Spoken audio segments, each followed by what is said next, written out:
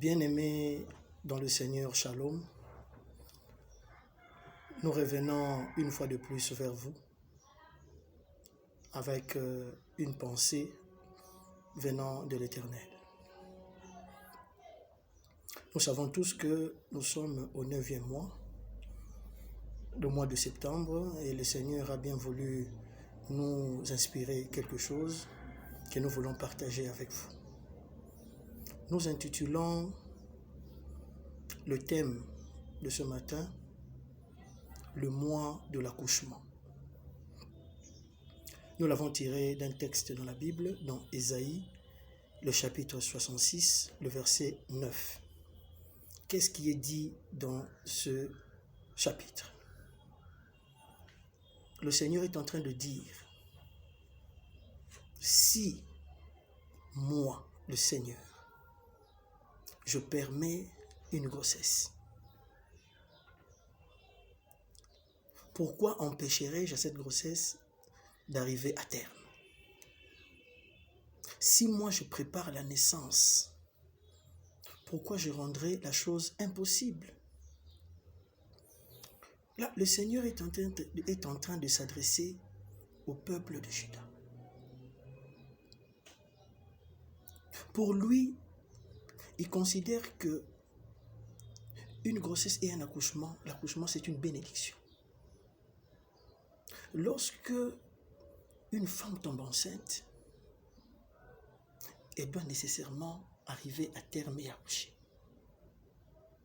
Mais lorsque ça n'arrive pas, il faut se poser des questions.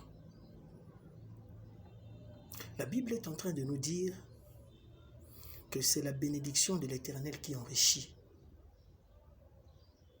Et cette bénédiction ne s'ensuit d'aucun chagrin. Mais lorsque ta bénédiction s'ensuit de chagrin, il faut d'abord se poser des questions. Comment est-ce que cette grossesse est arrivée? Qu'est-ce que j'ai fait? Et comment est-ce que j'ai accouché? Parce que le problème n'est pas seulement d'être grosse. Mais le problème, c'est de savoir comment est-ce que tu vas accoucher. Est-ce qu'il n'y aura pas avortement? Est-ce qu'il n'y aura pas fausse couche? Est-ce que tu pourras enfanter par césarienne ou voie normale? Et même si l'enfant venait, est-ce qu'il n'y aura pas de malformations? Est-ce qu'il n'y aura pas des anémies? Il n'y aura pas toutes ces choses qui dérangent les parents et qui ne sont pas calmes par rapport aux enfants qui naissent. La Bible est en train de dire ceci. Le ciel est mon trône, la terre est mon marchepied. Quelle maison pourriez-vous me construire, vous? Et dans quelle demeure je serai en repos? Toutes ces choses, c'est moi qui les fais. Mais mes regards sont portés plutôt chez celui qui a un esprit humble, qui a un esprit abattu, celui qui respecte ma parole. Le Seigneur parle de celui qui est censé garder sa grossesse jusqu'à la fin et accoucher d'un bébé fort et viable. Mais dès lors que il y a des étapes de la grossesse qui ne sont pas respectées, il y aura des conséquences qui vont se passer. Comme nous l'avons dit, il y a des conséquences lorsque une grossesse est mal préparée. Dans l'avortement qui peut arriver, ça fait partie de la distraction d'une personne. Quand tu es distraite, l'ennemi peut entrer et frapper. Et ta bénédiction n'arrivera pas à terme. Parce que tel que nous sommes là, nous marchons, nous portons les promesses du Seigneur. Nous nous promenons avec, nous marchons avec cela. Mais pour que cela accouche d'une bénédiction, il faut une préparation du Seigneur et il faut respecter ce que le Seigneur veut te dire. Vous savez, l'argile, tant qu'il se comportera en malléable devant le potier pourra faire tout de l'argile. Et c'est ça que le Seigneur attend de nous. Que nos cœurs soient attachés à lui. Quel que soit ce qu'il fera de nous, que nous soyons humbles devant lui et que nous avançons tel que lui le veut selon sa volonté. Mais dès lors que nous voulons mener nos vies nous-mêmes, nous voulons anticiper les choses, nous voulons forcer les choses, nous voulons changer les choses que lui a déjà fait, c'est alors que nous avons des problèmes qui arrivent. Des fois, je me pose des questions. Lorsque je vais quelque part où je vois des enfants mal formés, des fois je me dis, est-ce que Dieu est injuste? Mais Dieu n'est pas injuste.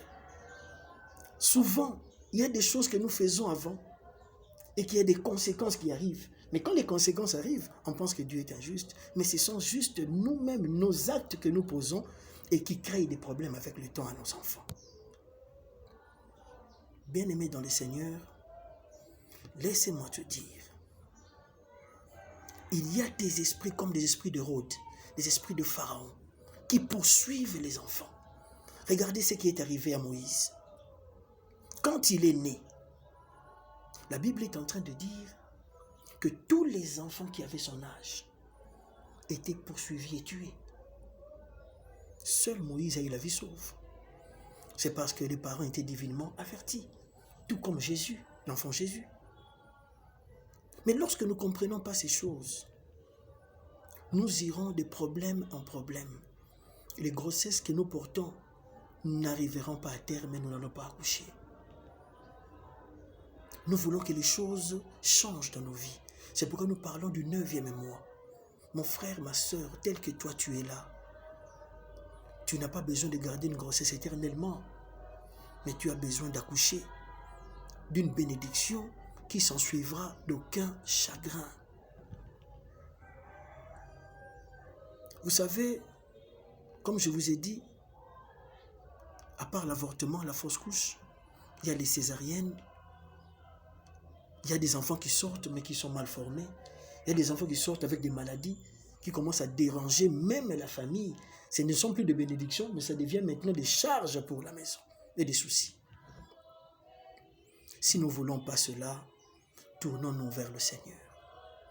La Bible est en train de dire que le Seigneur est capable de te donner une bénédiction sans le secours d'une personne. Regarde ce qu'il a fait avec Marie, la mère de Jésus.